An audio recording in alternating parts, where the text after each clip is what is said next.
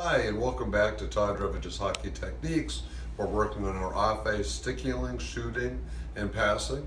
Important thing to note, this is just no skills today. We're just going to talk about the stick. You'll notice right now I have my on-ice stick, and I'm standing on what would be, say, the height of my skates. If I use my on-ice stick when I go off-ice, I want you to notice the height of the stick and what happens when I take my skates off. I'm going to step down. Notice how much taller the stick is now that I'm off my skates. It's a difference of 2 to 3 inches, depends upon how old you are and the size of your skates.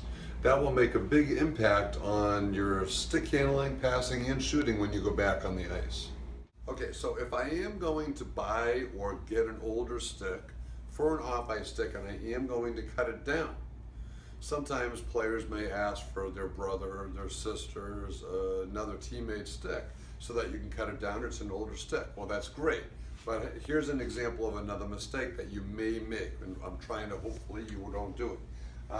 Here are two lefties. I'm going to grab Jennifer's stick. She uses the taller stick here for on ice. So let's make believe she cuts down the other stick for off ice purposes. She's not as tall as I am, so this may be appropriate height, but now we have the wrong lie of the stick. The lie of the stick is the angle of the stick as it goes to the ice. There's two different ways you can see how the lie is. First is if you have it flat on the ice, or better yet, I like to do this in the pro shop. Just make sure if the stick is used, don't do this method, you might get splinters.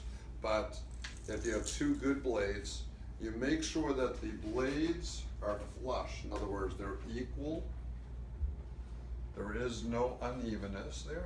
And when I hold the sticks up, you're now going to notice that Jennifer's stick is at a different angle than the off-ice stick that we had cut down. So this is not good either.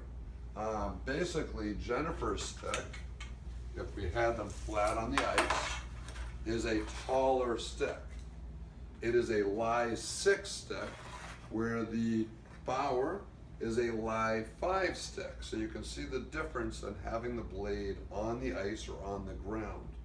So those were a couple of quick tips. If you are going to buy a stick for off ice, a very inexpensive stick, I wouldn't be buying expensive sticks for off ice. They get ruined very quickly. Or if you're going to get a street hockey stick, or if you're going to borrow someone else's stick or use an older stick, make sure that you cut it to the appropriate height and you have the appropriate lie of the stick. And again, be careful, don't put your hand on the blade if it is ripped up.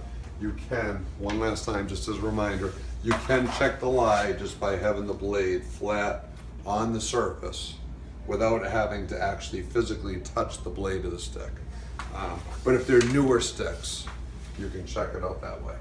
Thank you once again for tuning in, and check out some of our other videos, and please tell others to subscribe to the site as well.